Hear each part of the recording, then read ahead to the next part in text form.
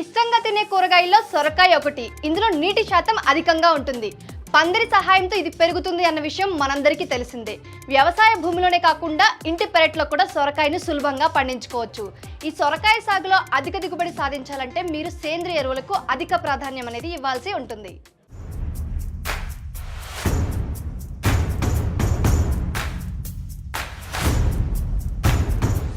అయితే ఆరోగ్యానికి మనకు నిత్యం లభించే కూరగాయల్లో ప్రధానమైన పోషకాహారం సొరకాయ. అయితే ఈ సొరకాయ చేసే మేలు అంతా ఇంత కాదు, ఎన్నో రకాల సమస్యల్ని కాపాడే గుణం సొరకాయలో ఉంది. మనకు ప్రతినిత్యం ఇది చాలా ఉపయోగపడుతుంది. అందువల్ల సొరకాయను కూరల్లో తప్పకుండా వాడాలి. సొరకాయను తింటే అసలు లాభం ఏంటి అనుకుంటున్నారా? డయాబెటీస్ ఉన్నవారు సొరకాయను ఏ రకంగా వాడినా మంచిదే. సొరకాయలో 96% పైన నీరు ఉంటుంది.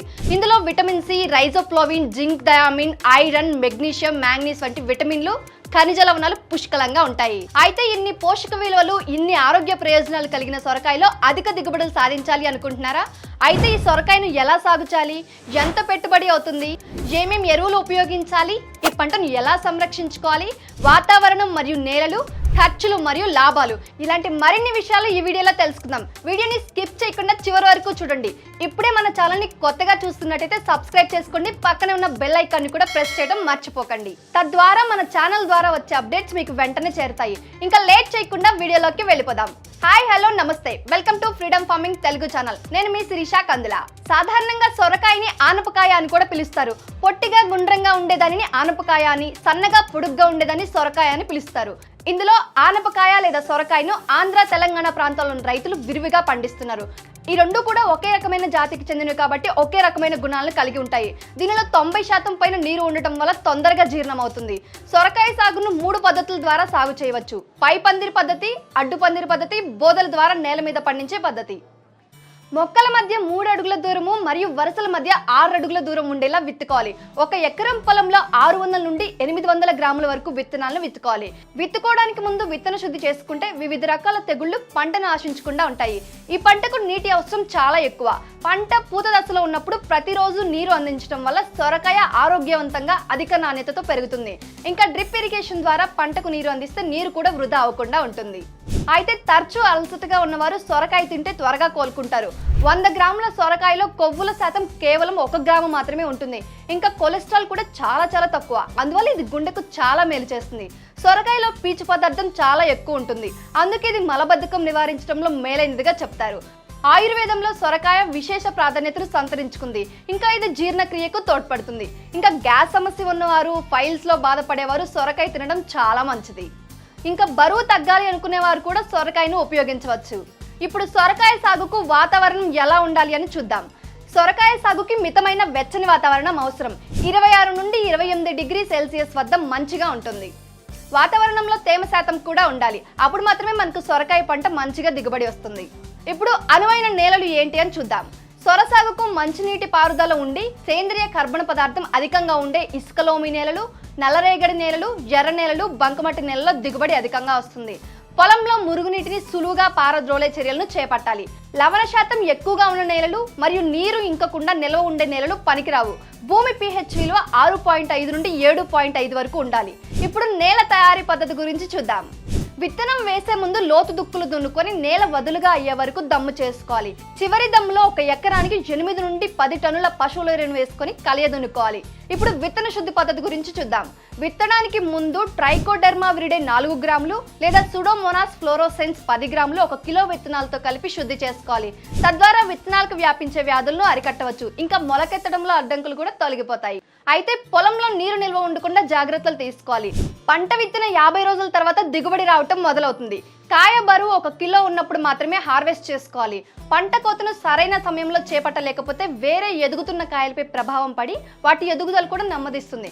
సొరకాయ సాగుకు నీటి పారుదల ఎలా ఉండాలి అని తెలుసుకుందాం. విత్తనాలు వేయక ముందు నీటిని పారించి తగిన తేమ ఉండేలా చూసుకోవాలి. సొరకాయకి పూత మరియు పిందె కాసే సమయం చాలా సున్నితమైనది కాబట్టి ఈ సమయంలో నీటి పారుదల సమృద్ధిగా ఉండేట్లు చూసుకోవాలి. విత్తనాలు విత్తుకునే విధానం. అయితే ఈ విత్తనాలు వేసవి పంటకు జనవరి నుండి ఫిబ్రవరి వరకు మరియు వర్షాకాల పంట కోసం జూన్ నుండి జూలై వరకు విత్తుకోవచ్చు. కొండ ప్రాంతాల్లో ఏప్రిల్ నెలలో విత్తనాలను విత్తుతారు. అయితే దీనిని 3 విధాలుగా విత్తుకోవచ్చు. పై పందిరి పద్ధతి, అడ్డు పందిరి పద్ధతి మరియు బోదెల ద్వారా నేల మీద పండించే పద్ధతి. ఈ పంట తీగ పంట కావున విత్తనాల మధ్య కాస్త ఎక్కువ దూరం పాటించాల్సి ఉంటుంది. సాలుల మధ్య 6 అడుగులు, మొక్కల మధ్య 3 అడుగులు దూరం ఉండేలా చూసుకొని విత్తుకోవాలి. విత్తిన 7 నుండి 8 రోజుల్లో మొలకలు రావటం ప్రారంభమవుతాయి. ఇప్పుడు ఎరువుల యాజమాన్య పద్ధతుల గురించి తెలుసుకుందాం. సేంద్రియ ఎరువులను వాడడానికి ఎక్కువ ప్రాముఖ్యతను ఇవ్వాలి. 1 ఎకరా సొరకాయ సాగుకి 40 కిలోల నత్రజని, 30 కిలోల భాస్వరం, 25 కిలోల పొటాష్ ఎరువులు అవసరమవుతాయి. అయితే ఈ నత్రజని ఎరువును మొత్తం ఒకేసారి వేయకుండా 2 భాగాలుగా విభజించి వేసుకోవాలి. మొదటి మోతాదుని విత్తిన 3 నుండి 4 వారాల మధ్య వేసుకోవాలి. తర్వాత రెండో మోతాదుని పింద దశలో ఉన్నప్పుడు వేసుకుంటే మంచి ఫలితాలు వస్తాయి. ఇక కలుపు మొక్కల నివారణ చర్యలు ఏంటి అని తెలుసుకుందాం. ఈ కలుపు మొక్కల నివారణకై బ్యూటాక్లోర్ లేదా అల్లాక్లోర్ని నీటిలో కలుపుకొని పిచికారీ చేసుకోవాలి. మొక్కల మధ్య మల్చింగ్ వేసి కూడా కలుపు రాకుండా నియంత్రించవచ్చు. వీటిని క్రమం తప్పకుండా పద్ధతిగా అనుసరించినట్లయితే సొరకాయ సాగులో ఉత్తమమైన దిగుబడులను పొందవచ్చు. నీటి యాజమాన్య పద్ధతి. సొర పంటకు నీటి వినియోగం ఎక్కువగా ఉంటుంది. పంట పూత దశలో ఉన్నప్పుడు నీటిని ప్రతిరోజు అందించవలసి ఉంటుంది. కాయల ఎదుగుదలలో నీటిని ఎక్కువగా తీసుకుంటాయి. సొరకాయ 90 నుండి 96% వరకు నీటితోనే నిండి ఉంటుంది. కావున నీటి అణువు ఎక్కువగా ఉన్నప్పుడు మాత్రమే ఈ పంటను సాగు చేయాలి. అయితే ఈ సొరకాయ సాగుకు డ్రిప్ ఇరిగేషన్ ఎంచుకోవటం చాలా మంచిది. ఎందుకంటే నీటి వృధా కాకుండా మరియు పంట చేనులో నీరు నిల్వ ఉండకుండా కూడా ఉంటుంది. ఈ పంటలో అధిక దిగుబడులు ఎలా సాధించాలి అని ఇప్పుడు తెలుసుకుందాం. సొర పంటలో అధిక దిగుబడులు సాధించి కాయ నాణ్యత బాగుండాలంటే పై పందిరి పద్ధతి ఎంచుకోవడం చాలా మంచిది. దీని ద్వారా కాయ యొక్క నాణ్యత కూడా చాలా బాగుంటుంది. నేల మీద పండించడం వల్ల కాయలు వంకర్లు తిరగడం జరుగుతుంది. అలాగే కాయలు నేల మీద పెరగటం వల్ల కాయ యొక్క వెనుక భాగం తెల్లగా మారుతుంది. దీనివల్ల కాయ నాణ్యతపై ప్రభావం పడి మార్కెట్లో రేటు తక్కువగా వచ్చే అవకాశం ఉంటుంది. కావున పై పందిరి పద్ధతిని వినియోగించుకొని పెంచడం వల్ల రెట్టింపు దిగుబడులు రావటమే కాకుండా కాయ నాణ్యత బాగుండడం వల్ల మార్కెట్లో మంచి ధర వచ్చే అవకాశాలు ఉన్నాయి. సో ఇప్పుడు పంట కోత దశ గురించి తెలుసుకుందాం. ఈ పంట వయసు 120 నుండి 150 రోజుల వరకు ఉంటుంది. పంట వయసు 50వ రోజు నుండి మొదటి దిగుబడి మొదలవుతుంది.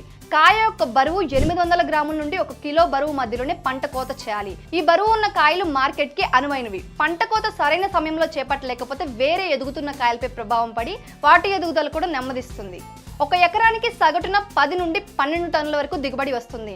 ఇందులో కనిష్టంగా 1 కిలో ధర 15 రూపాయలు వేసుకున్న 1,80,000 ఆదాయం వస్తుంది.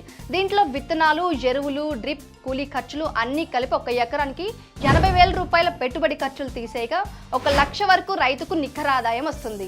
అయితే దీన్ని మార్కెట్కి తరలించేటప్పుడు కాయలను సంచులో కాకుండా ప్లాస్టిక్ ట్రేలలో తరలించడం మంచిది. ఎందుకంటే ప్లాస్టిక్ సంచులో తీసుకెళ్లడం ద్వారా మార్గం మధ్యలో కాయలు దెబ్బతినడం జరుగుతుంది. కావున ట్రేలలో తీసుకువెళ్లడం ద్వారా కాయలు మంచి నాణ్యతను కలిగి ఉంటాయి. ఇంకా మార్కెట్లో కూడా మంచి ధరలు పలుకుతాయి. సో చూశారు కదా, మీరు కూడా సొరకాయ సాగును ప్రారంభించి మంచి ఆదాయాన్ని కూడా పొందవచ్చు. ఇలాంటి మరింత సమాచారం తెలుసుకోవడానికి ఇప్పుడే ఫ్రీడమ్ యాప్ని డౌన్లోడ్ చేసుకోండి.